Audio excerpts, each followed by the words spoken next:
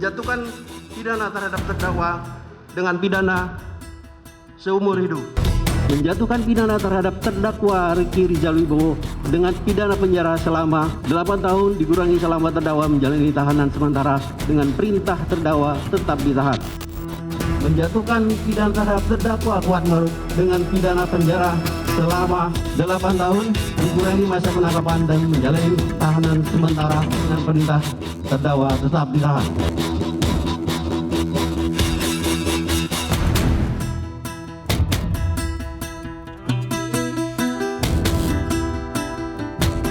Pemirsa, sidang pembacaan tuntutan atas kasus pembunuhan berencana terhadap Yosua Huta Barat kembali berlangsung hari ini.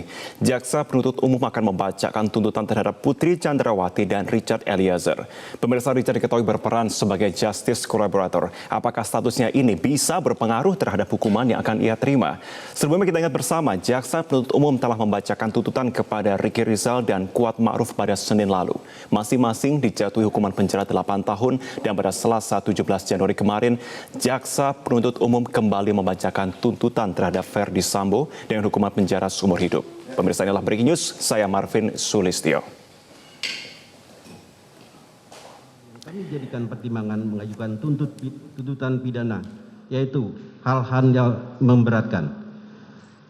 Perbuatan terdakwa mengakibatkan hilangnya nyawa korban Nofriansah Yosua Huta Barat dan duka yang mendalam bagi keluarganya.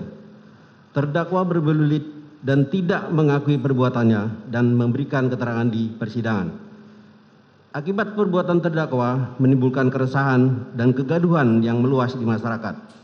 Perbuatan terdakwa tidak sepantasnya dilakukan dalam kedudukannya sebagai aparatur penegak hukum dan petinggi Polri.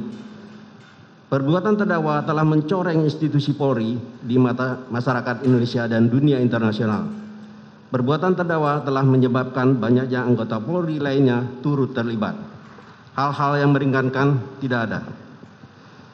Berdasarkan uraian dimaksud, kami penuntut umum dalam perkara terdakwa Ferdy Sambo dengan memperhatikan ketentuan undang-undang yang bersangkutan menuntut mohon agar Majelis Hakim Pengadilan Negeri Jakarta Selatan yang memeriksa dan mengadili perkara atas nama terdakwa Ferdy Sambo memutuskan: 1. Menyatakan terdakwa Ferdy Sambo telah terbukti secara sah dan meyakinkan bersalah melakukan tindak pidana pembunuhan berencana secara bersama-sama melanggar pasal 340 KUHP Junto pasal 55 ayat 1 ke 1 KUHP dan menyatakan telah terbukti secara sah dan meyakinkan melakukan tindak pidana tanpa hak atau melawan hukum, melakukan tindakan yang berakibat terganggunya sistem elektronik menjadi tidak bekerja secara bersama-sama sebagaimana mestinya melanggar pasal 49 Junto pasal 33 Undang-Undang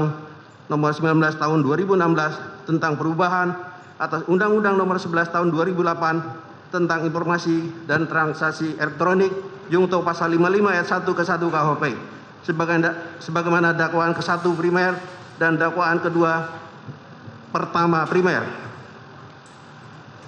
Menjatuhkan pidana terhadap terdakwa dengan pidana seumur hidup.